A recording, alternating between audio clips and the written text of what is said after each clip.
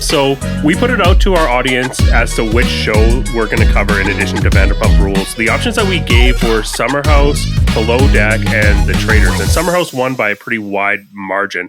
So let's jump into the content we're covering because there's a lot to get through. Which of these shows did you find the most compelling? I mean, still Vanderpump Rules. I mean, it's like, I think I was telling you guys before, it's still top tier as far as this. There's so many different things going on, and having not seen an episode of the show since the last time we guys talked, like just to see the abrupt changes in the group dynamics, it's crazy. And with Summer House, like I had never seen that show either. But yeah, in the first 5 minutes, I was like, okay, it's summer. They're in a house, sick. But again, a lot of stuff happening there too. It's they were both good watches. Don't get me wrong. It was good stuff. Yeah, totally. Okay, well, let's get into Vanderpump Rules. I think there's a lot to talk about in terms of the storytelling here. I'm wondering if either of you had anything that stood out to you in terms of themes or storytelling devices. I mean, I'm just continuing to really enjoy Tom Sandoval's new vibe of just being extremely mopey and extremely pained and put upon constantly. It's just really entertaining to me. I love his body language, his physicality of when they arrive at the house in Lake Tahoe and Brock comes into the kitchen to talk to him and he's just doing these pain stretches on the countertop and just really just milking that physicality of life is so hard right now. Everything is so difficult. Oh my God. And just occasionally playing with axes and knives and stuff. And it's just such a child's idea of being a tortured soul that it's beautiful. I adore every second of it. I know it was crazy. Just not having seen the episode, how dark Tom got over this past season, because there's that one scene where he's talking with his assistant and he's like, how's this outfit look? Is it good if I get stabbed or punched or bloodied up? And then his assistant's like, yeah, it'll hide the blood. And then he's like, yeah. And then she's like, yeah. It was just super dark. I was like, what the hell's going on here? Tom, lighten up. Last time I saw you, he was just opening a restaurant and stuff. And now he's just like singing cover songs. And yeah. Now we've got dark Sandoval. It's great. Yeah. It's pretending to throw a knife at the other Tom or an axe. He's like, catch. But he's not smiling while he does it. Holy cow. Yeah, I love the juxtaposition of Tom Schwartz talking in a confessional about how he wants it to be this fun time and not The Shining. And we've got Tom Sandoval asking to see the knives in this survivalist store and pretending to throw an axe around. Wet hot American summer. Do you guys have any knives? And not The Shining. Listen, I know you have to have a lot of conversations with a lot of people you probably don't want to have. You don't have to have those if you don't want to. I think you should. But it's time to start looking forward. Just totally beautifully cut together. Yeah, if you don't want it to be The Shining, you should really hide the axes from the tortured guy. Yeah. Yeah, totally. Anything stand out to you storytelling wise, Tyler? Well, I guess mainly just the whole kind of the whole theme of starting over and rekindling something. James renames the dog. The dog comes back into his life, Graham Cracker. Now they're calling it Hippie, even though the dog's 10 years old. He'll never adjust to his new name.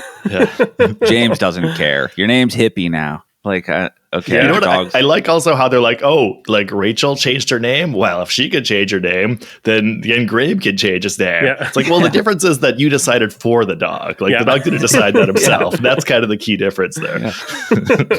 I know. And apparently that dog already has huge emotional problems. And now it's midway. Yeah. Imagine your parents as a teenager just started calling you a different name. You'd be like, what the hell's going on? So this dog is just dog has no trust. Start. They're gonna get Hippie into the guided meditation session, and he's gonna be a brand new dog, just like Lisa Vanderpump predicted. Yeah. Throw him into the lake for a cleansing, as Tom called it.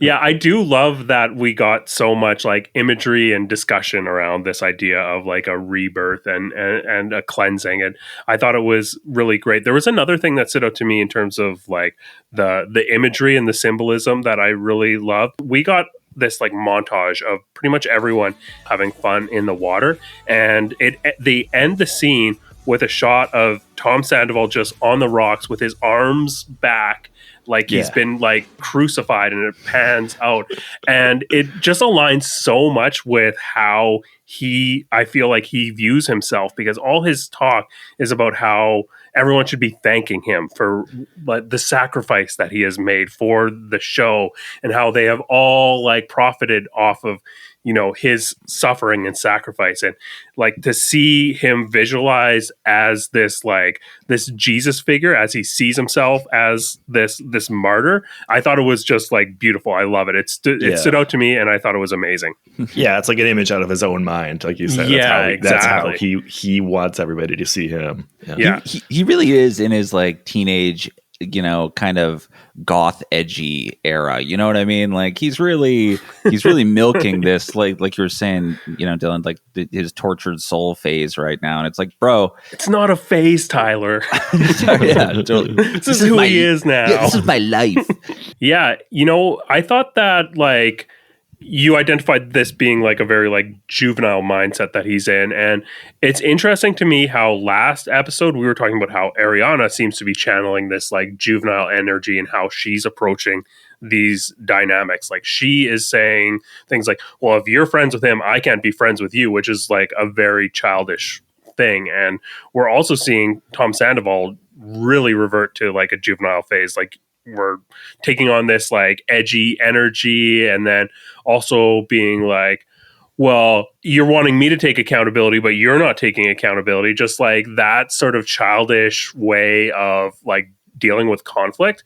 It's interesting to see the parallel there, because I think a lot of people are framing the way that Tom Sandoval is handling this situation and the way Ariana is handling the situation as really different. But I think that they are actually fairly similar in terms of, you know, reverting to this childish way of navigating conflict. Yeah, totally. And at the same time, like I find it hilarious, but I can't like totally blame them. Like when you have like huge crises that happen in your life, it's kind of normal to just kind of regress to a simpler version of yourself in a way. It's almost like a coping mechanism. And I get they've both been through shit, and that's going to change the way you behave. I still find it really entertaining and really funny though. I actually had a question about that, where at some point Tom is like, you know, he's whining. He's like, you know, they want me to take accountability, but they won't take accountability for what they did. Spreading conspiracy theories on podcasts. They sold merch. And right there, I was like, what? They sold merch? What kind of merch were they selling? There was lots, actually. So Ariana and Katie are trying to open a sandwich shop. That's like their storyline right now. Not their only storyline. Obviously, Ariana's conflict with Tom is like the marquee storyline. But anyway, so they haven't opened this restaurant yet, but in the wake of Sandoval, they decided to release a merch line, and they made a ton of money off of it. And Ariana has got a whole bunch of sponsorship from the fallout of this. Like her profile as a star has elevated so much.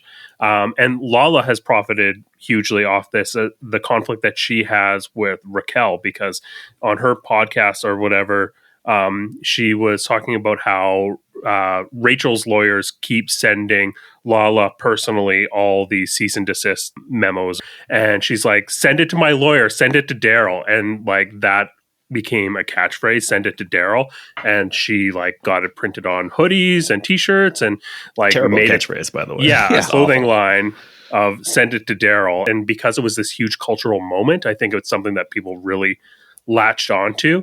But yeah, so they definitely have profited off of this. I think Lala had said that within a day of releasing the send it to Daryl stuff, she had got enough for a down payment on a house. What? Holy shit. Yeah. And I think like Craig said, it's kind of like a signifying thing, I think, for like especially people living in like West Hollywood or LA generally, to be like, oh, I'm like supporting the good side in the fight. And it's kind of like, I think for a lot of people who've like, you know, have been cheated on, which is, you know, so many people, it's just such a common human experience. It's like identifying with Ariana as like identifying with like Taylor Swift lyrics or something. It's being like, oh, you know, I stand in solidarity with it. So they want to wear the merch that shows like I'm on this side. And they definitely made a lot of money out of it. And I understand why it's annoying to Sandoval, whose businesses took a hit because of it. And he was in like tough financial straits, and people were like review bombing his restaurant and stuff. And he sees the other cast members like making bank off the other side of it. I mean, our podcast, whenever we talked about like, you know, the Rachel of it all and being team Rachel, we would get like thumbs down on YouTube and like 1-star reviews on podcasting platforms. Like there was it's like so hard, guys. It's just we're victims here too. Yeah. Doing a Christ pose right now. You crying, bro? Let's go into the Pump Rules poll quote. So if you could summarize this episode in one attention-grabbing headline or poll quote, how would you do that, Tyler? You know what? It was actually the line off the top, just to get a hello from people that are disgusted by your very essence. It's nice, you know? That's all Tom wants. It's actually like the most rude piece of support I've ever heard one friend say to another. Like I've never like just reinforcing like everybody hates you, but it's nice when they say hello, isn't it? You know, like Tom's like, bro, stop supporting me. This hurts more. Yeah. Totally. Let's dive into our highlights. Tyler, what were your highlights from this episode? I mean, there really was a couple. First of all, I just had a question quickly. What's up with Lisa's husband? You've been in a private jet before? You know, half time we see him, he's in a coma. You know, the other half we see him, he's just walking around like a vampire. I'm very intrigued by Lisa's husband. What does he do? What's his deal? It's a Weekend at Bernie's situation, I think. Bernie! Hey, Bernie, just like last week, huh? Doesn't anyone realize he's dead? Roll the boat! Yeah, that's what it felt like. I'm like, dude, this guy's dead right now. Yeah, he's not really fit for doing fucking anything, except maybe being president of the United States. But most things he's unfit for. But yeah, there were a couple of highlights. I enjoyed, the sledgehammer scene it got really awkward where they're all taking their frustration out on the wall, and Tom does like 12 swings. And it's supposed to be cathartic, but it's not for anybody. It's just weird. Yeah. How do you expect it to be cathartic when the like things you're trying to vent and escape from are the people standing right next to you, like observing you do that? Like that's the opposite of cathartic. It was so awkward. Like I think we've seen that gimmick on like at least other like Bravo shows before, where they like release their rage by using a sledgehammer. But yeah, again, when everybody is there in the same space, that you're just making it worse, really, is what you're doing. But my favorite part of that whole thing was when he's like, Sandoval's like, Charles Manson, and everybody seems kind of confused. Then Lala just proudly chimes in, oh, I called him Charles Manson. Charles Manson's son! I called him Charles Manson. And everyone was like smiling politely, actually, guys. and like they're like kind of laughing along. They're like ha ha ha ha ha ha. But then Lala like is like laughing. She's like, yeah, but seriously, Tom, you should take accountability. You know, the whole thing was awkward. Hell yeah. Tyler, did you have any other highlights? I mean, right off the top, I like James riding with Graham Cracker. You know, he got the dog back and he's like, I love you. We're going. And Graham, the dog could not care less. He's just like, all right, buddy. He's like, are you ready to meet your new mama? And the dog's like, you're all crazy. This is terrifying right now. So just the juxtaposition of James and the dog. I mean, I was putting voices into the dog, but I'm pretty sure that's what the dog was feeling. I loved the song that he was singing as he was driving away. Graham is my favorite boy. Graham is my favorite boy. Graham is my favorite boy. Graham is my favorite boy. Just working on a new single. But also the fight in the bikini store was kind of cool between Brock and what's her face? Scheana. Yeah. This was a highlight for me. I love how real the like conflict between Scheana and Brock feels this season. Whenever they're at each other's throat, like it feels very authentic. And yeah, Brock just knows how to push Sheena's buttons around the issue with like finding a nanny. And it seems like a legitimate like hang up that Scheana has and that he's actually like really sore about. Yeah, that was really interesting. Like at first I felt like, oh, like Brock's going a little too heavy here. Like he's getting a little too worked up for the situation. And then like when he kind of lays out how he thinks about Scheana's like psychological hang up with like letting other people look after Ocean. And he's like, it's clearly because your mother like put so much pressure on you about like not being a good enough mother, so that you like internalize that and you push that onto other people, and then you don't feel like other people are good enough at being a mother and stuff. And I was like, you know what, that sounds like the right read on the situation. I'm not going to pretend I know their lives well enough to like rubber stamp it and be like correct, but it sounds correct. Like that his psychoanalysis like actually sounds right. So at that point I was kind of like, oh, you know what, maybe Brock actually kind of has a good read of the situation. It isn't just being like pig-headed and aggressive, like and he does apologize later too for like getting a little heated too. So I thought it was actually a pretty good showing for Brock, even if maybe he got a little too heated. I thought like he's showing that it does come from a place of actually being really attentive to Sheena's mindset and her needs. So I kind of like that from him actually. Yeah, at the same time, he's still a dude. He's just like, hey, I don't want your mother-in-law at our house 24/7. Can you fix that? But I think the star of the star of that whole scene was the employee in the bikini shop who's just like lounging around hangars, just like kind of looking around while these two strangers have this full blown down meltdown. I thought it was great. I was like, oh, that employee is great. Yeah, folding the same like sundress 3 times. Yeah, and great work by the production team to realize they need to get like close-ups of the like bikini shop employee just like being like, I'm still here. Dylan, what were your highlights here? Those were kind of the big ones. Interested to see where we go with James and Sandoval. I like that at the end of the episode we get a little bit of them coming together, kind of, including even a friendship montage of like past highlights of their friendship, which is very fun. I'm really glad they included that moment where Sandoval terribly plays trumpet for a track that James is producing, apparently, where he just shows up in the studio and makes some horrible noises in a trumpet. That was I'm really glad they included that. I like that James is like, well, nobody wants to hurt anybody ever, or something. I'm like, you of all people, James, know that people often do want to hurt other people, actually, and like that's not a real thing. I still like Lala this season too. I think Lala's been having a good season. I like the way that she deals with Sandoval, and also like when they're talking about how real is Sandoval's penance and how real is his like actually being sorry and stuff. And she says, well, if it's all bullshit, who gives a fuck? We don't have to sleep in his head at night. Like whatever, it's worthwhile to like entertain it. And if he's actually lying, well, he's the one who's going to have to deal with himself afterwards. And he like, that'll be his punishment anyways. It's just being himself. I thought Lisa was kind of stirring the pot a bit this episode. I mean, just by trying she's having a great season so far. I'm like loving it. She's like trying to bridge the gap between James and Tom or whatever, but like just forcing it way too heavy-handed. Like at the dinner scene, she's like, James, say something nice about Tom. And then everyone's like, Lisa, can we not? I haven't even had a bite of my food yet.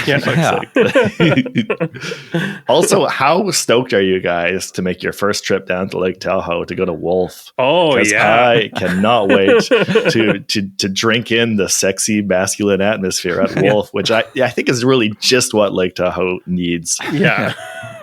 I love that scene where they were taking pictures of Lisa with the wolves, and then like we get the behind the scene, and then it shows the photo, and it looks like AI generated it. Like I was like, that's it looked like a green screen or AI generated. Totally. Yeah, they retouched it so much, and like they show it right after as if like that's the snapshot they got on the moment when it's like obviously way too heavily retouched. GPT. Also, it's funny. It's like I'm posing with a real wolf, and it's just like this fat, fluffy husky who's just like panting, like, "Hey guys, who's gonna throw me a ball?" Yeah, that's not the killer we learned about when it comes to wolves. Like it was literally like a friendlier dog than graham cracker. Yeah, probably actually. Yeah, graham cracker's way more likely to bite you, I think, than that husky is. Yeah, I noticed that Lisa put her face right next to the face of that dog, but not to Graham. So, which was, she knows dogs. That's an underrated character, Graham Cracker, because like Tom telling, didn't expect to hear that phrase, sir. Yeah, like when Tom told Allie about it, it's like, yeah, no, he did bite a couple of people. He got out of control, and then I was just like, dude, we got to follow this dog around because there is drama. Yeah, and everyone seems to know that there's an issue with Graham because like Lisa asks Lala about Graham and Lala's like, yeah, it's like a completely different dog. Like obviously there was a huge issue with this dog before. And I've seen a lot of talk online. I won't get too much into like the online discourse about this, but it's something that like really frustrates me. All these people are like praising James as being this like master dog trainer that's able to like rehabilitate this dog and like talking about how stupid Rachel is and all the trainers that she tried to get to rehabilitate this dog, how stupid they are that they couldn't figure out the issue and solve it. But James obviously has. And then we see on an episode like this, like James, this is your hero. He's like got absolutely no when Allie brings up the fact that like she's worried about the cats, James just doesn't care. It's clear that he does not like care about the animal's well-being. And Allie's like, well, if he's going to like be aggressive towards the cats, he's got to go back. He's got to go. And James is like, oh man, like yeah, he's not this like Caesar Milan that the fan base is making him out to be. Yeah, no, he has no authority in his like, because like even when Graham is like nipping at the cat and like barking at it, he's like, no, we're gonna be friendly to the cat, and then Graham just like runs around and like breaks something or something. You know, like James is not a good dog dad, so he might love the dog, but he's not training Graham properly, especially by just like a midlife name change. Hey, you're hippie now. It's like, this is not the proper way to raise a healthy dog. I'm sorry. Yeah. I mean, I am not a dog training expert, but like I have a lot of dogs in my life and I've got cats. And I know that like when you're making an introduction between a dog and a cat, the thing that you want to make sure that you don't do is allow them to have like a fight and engage in like triggering the dog's chase thing in their head, and start a chase, because then they're going to start seeing the cat as prey. And James just like didn't care. He's like, oh no, they should have this moment at this screen door and get into a fight. It's so frustrating to see the lack of regard that he seems to have for Allie's cat. That's my James gripe for this episode.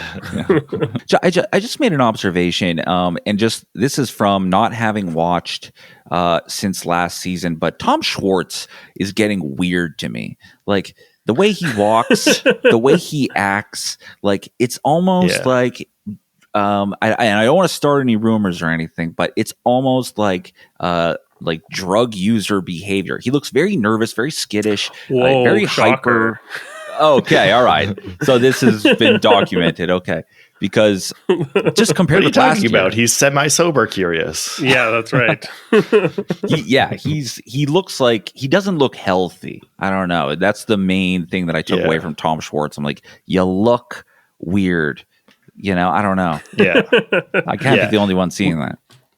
No, not at all. We've talked about this before, but Schwartz is just in a really difficult position out because he's always been able to coast by on being like the likable goofy guy and like just having like, you know, friendly dorky dude energy, and just like that like baseline likability just let him kind of just coast through life. And now that's been taken away from him. He just doesn't seem to, he's just having a hard time figuring out what to do and needs to like make decisions that he never had to make before. And it's just like, you could tell his life's kind of been turned upside down, and he's just been really struggling to adjust. Yeah, totally. I think it was a big misstep for Katie to not go on this trip, because like the people that ended up going on this trip are all free agents, and they have kind of like fallen for what Schwartz is selling, at least temporarily. It seems like they're willing to bite. I feel like if there was someone like Katie that was there that's able to like temper and disarm his charm, I think that would have been really helpful to keep people on, you know, the pure team Ariana to my core, and like the Tom Sandoval freeze out. Yeah, and I think that shows how Ariana's extremely hardline, inflexible plan might backfire against her. You know, like she doesn't want anybody even talking to Sandoval. So Katie feels like she can't even go on this trip. Whereas, like you say, she could have been like Ariana's surrogate on the trip, but you know, she wouldn't dare do that because like Ariana's hard line is that you just don't interact with him. But that creates a situation where people feel like they can drift in and out of Sandoval's orbit, especially now that Lisa has given them permission, if not specific directions to do so. And it's just going to make it that much easier for them to start to enter Sandoval's orbit and not Ariana's when she's putting down so many rules. Her strategy could backfire because it's so inflexible, I think. Yeah, totally. I think we covered most of my highlights. There was one little piece of imagery that we got a little bit of a callback to, and I'm glad to see that this is going to be the subject of potentially some story or some evolution. And that was when we got Ariana itemizing all the stuff in her house that she wants to claim as her own. The Lego art piece was one of them, and that's something that we have called out as this symbol leading up to that. And the fact that she's like laying claim to this, and there's discussion about this artist kind of reworking this piece so that it just features only Ariana is really interesting. I'm curious to see whether she will do that and when she does that and how that aligns with her arc in terms of becoming independent and launching away from the Sandoval and being, you know, the post Sandoval Ariana, that, you know, what that person's going to be like and when is that going to happen. Yeah, that's going to be I can see that being the big like allegorical, you know, image at the end of the season, her just like slowly taking Lego pieces off of Tom's face and just throwing them in the trash. Yeah, totally. Yeah. Because that is basically the image that we started the season on. Let's get to our stars for this episode. Tyler, who are your stars? First, second, and third. The third star for me was Lisa's husband. He made an impression. The second star for me was the female at the bikini store, and the first star. And of course, these are joke stars, but it has to be Graham Cracker, now hippie, who is just a troubled character and now has a new family, and he's going to get the boot. That dog is not going to last in that house. Allie's not going to stand for it, and it's going to be a huge issue. I don't know why James is so attached to this dog. Like, I understand that it's a dog and they've got a lot of history, but I don't know. Like, I don't quite buy the emotional connection James has to this dog still. I don't know. I don't feel it, but that might be me. I don't know. I mean, I'm sure that there is some authentic, like, emotional connection that he has with this dog because it was his dog for, the time that he was with Rachel. But I think that there is more to it. Like, it also is this, like, piece of social currency that he's got within the broader like structure of the group, or how the fans perceive the group, because, you know, he's trying to make this season is James' campaign to be the number one guy in the group. Like, he sees this opportunity to be like the number one guy on Vanderpump Rules and is looking for everything that he can build as big a case as he can. And part of that is, rescuing Graham from Rachel and being this like person that rehabilitates Graham and just being seen as this like savior. I think that is a big part of why he's really attached to Graham. Yeah, and I think he was still like he had a hard time getting over the end of his relationship with Rachel, and I think there's been a huge need on his part to show to everybody that like he's the good one, she's the bad one, which is part of why he was like so eager to immediately jump on the fuck Rachel campaign when the scandal broke, and it's also, I think, part of the reasons why he wants to be like, oh, I have rescued the dog from her evil clutches. It's just another totem that he's clinging to try to prove to everybody that, he came out on top. He's the good one. She's the bad one. Yeah, 100%. That's what I was, was leaning towards is that I get the impression that he does love this dog, but at the same time, he's using everybody loves their dogs, right? Yeah, for exactly. sure. Yeah, totally. Does. It's a dog. He'll love your dog, but he's using this for other ends. You know what I mean? Like totally. He wants to one up and be like, see, Rachel's a hideous beast who abuses dogs, and I rescued it. I'm James the good guy, and it's like, all right, you've got motives here, bro. Yeah, totally. Dylan, who are your stars here? Let's see here. I mean, Sandoval's doing a lot of the action, but I've given him a star already in the past, so I don't want to repeat myself. You know what? I kind of liked Brock, like I said. I think I underestimate Brock often just because he gives off such an Australian vibe of just kind of like a thoughtless meathead, which is great too. Like I loved at the end of the previous episode where they went to a restaurant called like Beach and Beers, and he was so stoked. He's like, guys, beach and beers. Oh yeah, just like pumped that's what it's called. So because he gives off such Australian meathead vibes, you kind of underestimate his intellectual ability sometimes. But I thought he showed like like I mentioned, some good points, some good awareness of like psychological situations when he was talking to Scheana. So why not? Let's give Brock a first star. It's not going to happen often, so let's give him one of those. Let's give we'll give a second star to Lala, who continues to be good and was the best at dealing with the awkwardness of the Sandoval situation. I thought she just handled that better than everybody else did. Like just remained funny, instead of just kind of staring down at her plate awkwardly like most people did. And third star, I'll go with a different dog. Let's go off the board and let's go with that puffy husky dog. That was like a very, very good boy. Hell yeah. Seemed very likable. Really want to pet him so bad. Props to you, buddy. And don't forget to check out Wolf as soon as it's opened, everyone. My stars, I'm going to go with number one, since no one gave Tom Sandoval a star. I have to. I think he deserves it. He's doing a lot of the heavy lifting this season. I love that we got him making this call to Lisa Vanderpump just so that afterwards he can take off his sunglasses in order to cry and make sure that it's like on camera. I love that moment. Jesus. You haven't got much of that in the past 5 months, eh? No, man. I haven't. Yeah. You crying?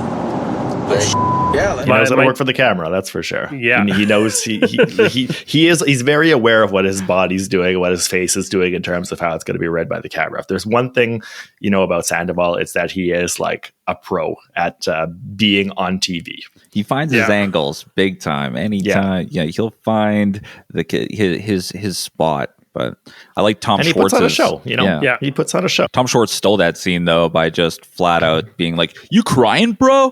Like he was just so shocked that his friend was having an emotional moment. He's like, "What the hell?" Like just great. My next star, I think, is going to be Allie. I was Allie pilled this episode. I just love the awkwardness that she is navigating this situation. I think that she's got such an expressive face. I think one of the criticisms that we saw Rachel when she first emerged as James's partner was like she came across very flat on camera. I think that Allie has like a very flat way of talking, but she's very like expressive in her face. Like she gives a very good silent performance. Really love that. I thought that her line about like rebranding Graham, just like trying to like turn this conversation about Rachel rebranding into like rebranding Graham as hippie, like it didn't land, and she like immediately tried to recover. I love the fumble recovery where she's like, well, it's funny, but it's also kind of sad. Well, if Rachel can change her name, why can't Graham? There you go. Graham to hippie. There you go. New start for everyone. It's kind of sad, I know. But. Yeah. Like she just this really awkward fumble recovery, and it just like it reads as very authentic. And so yeah, I loved her, and I love that she legitimately was standing up for my third star, which is Mr. Banks. If you guys are going to nominate the dogs, I'm going to nominate the cat. Love Mr. Banks. I am so sorry that he has hippie now in his he stood his ground though. He stood his ground at the screen door, so he's not backing down. Good for you, Banksy. Yeah.